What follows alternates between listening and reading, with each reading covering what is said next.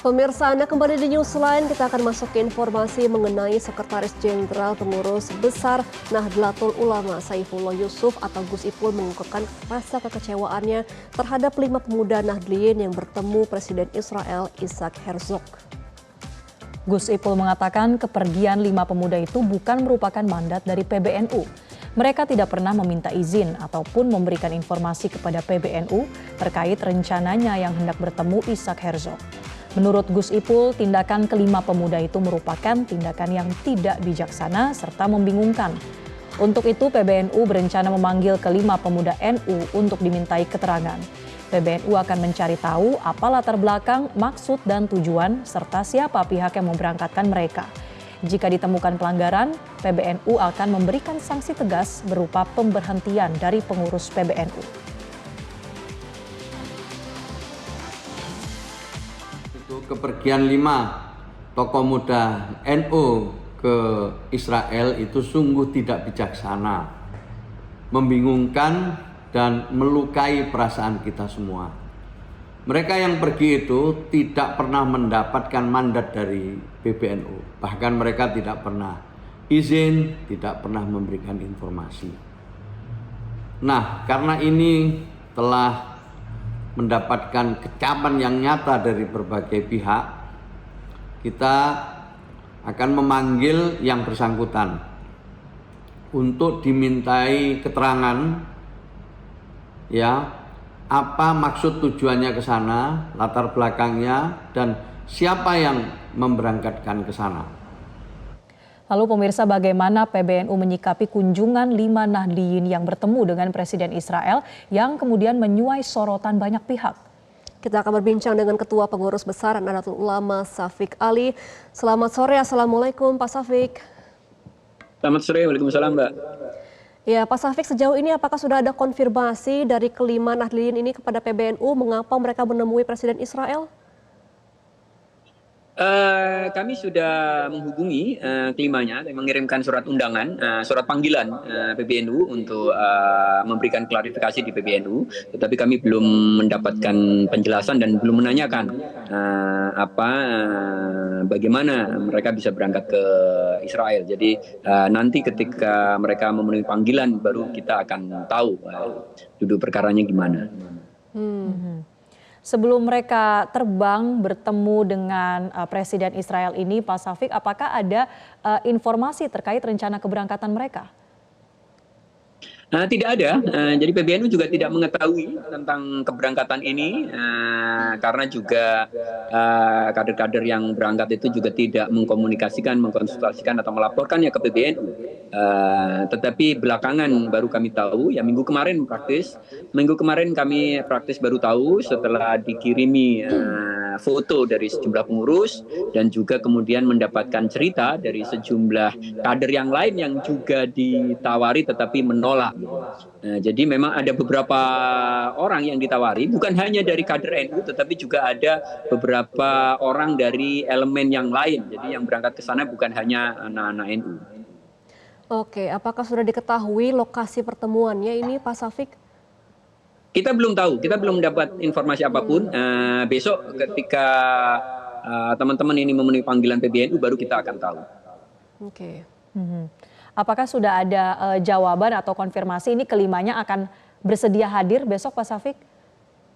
Baru saat merespon, yang 4 belum menjawab. Baik, Pak Syafiq, ini kan kalau dari unggahan media sosial kan perwakilan kelima Nahdliyin ini kan katanya memang menemui Presiden Israel untuk menyampaikan gagasan dari konflik yang terjadi ya, daripada melakukan demo di jalanan dan aksi-aksi lainnya. Nah, bagaimana menurut Pak Syafiq sendiri atas pernyataan dari kelima anggota ini? Iya, saya kira itu sebuah kenaifan yang luar biasa ya. Satu karena Israel ini sudah dikecam berbagai pihak dari seluruh dunia, bahkan PBB, bahkan pemimpin-pemimpin negara, presiden, dan mereka tetap bergeming ya, tidak peduli dengan apa kata dunia. Nah, jadi kalau kemudian segelintir orang yang tidak punya posisi politik, tidak punya leverage politik yang cukup, merasa akan bisa mempengaruhi Israel, saya kira itu sebuah keyakinan yang berlebihan. Jadi saya kira itu kenaifan lah ya. Nah, saya kira teman-teman harusnya menyadari bahwa teman-teman ke sana nyaris tidak punya kemungkinan untuk bisa melakukan lobby sama Israel. Yang ada adalah Israel akan menggunakan kunjungan itu, foto-foto dan kunjungan itu sebagai bagian dari upaya kampanye diplomasi dia untuk menunjukkan pada dunia bahwa ada pihak-pihak dari kalangan Muslim yang berdiri di posisi mereka. Ya, dampak dari unggahan dan diketahuinya 5 Nahdliyin ini bertemu Pak dengan pihak Israel, bagaimana dampaknya terhadap warga NU saat ini? Apa perbincangan yang kemudian Ya tentu terjadi? ini mengecewakan warga NU dan juga mengecewakan PBNU karena sejak pecah konflik kekerasan di mana hampir sebagian besar warga Gaza itu terusir dari rumahnya, itu PBNU sudah mengeluarkan kecaman beberapa kali gitu ya untuk penghentian kekerasan. PBNU juga menyerukan agar warga NU itu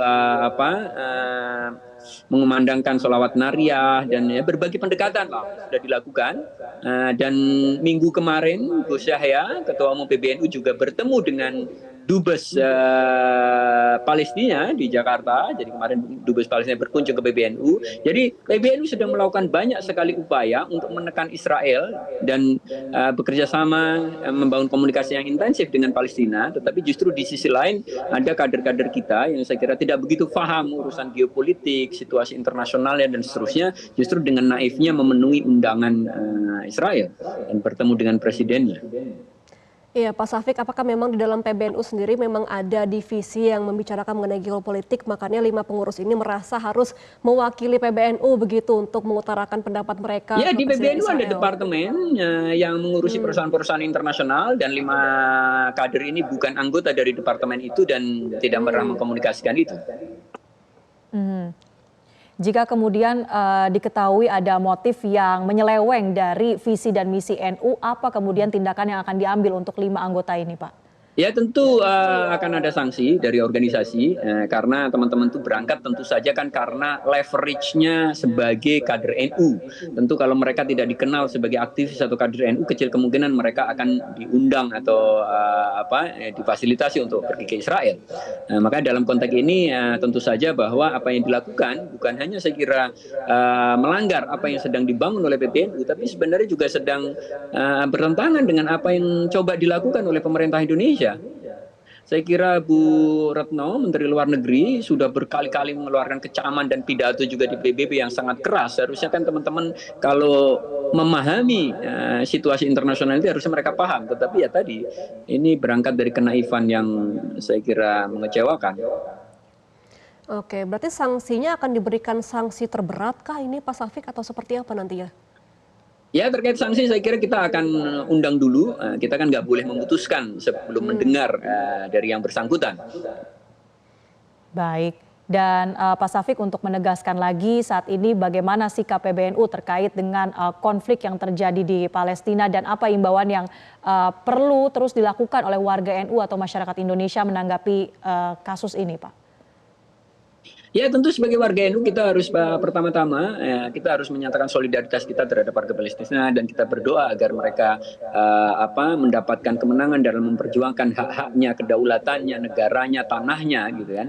Dan dalam konteks di dunia digital saya kira kita juga bisa ikut mendukung Palestina dengan cara mewartakan apa yang dilakukan oleh Israel.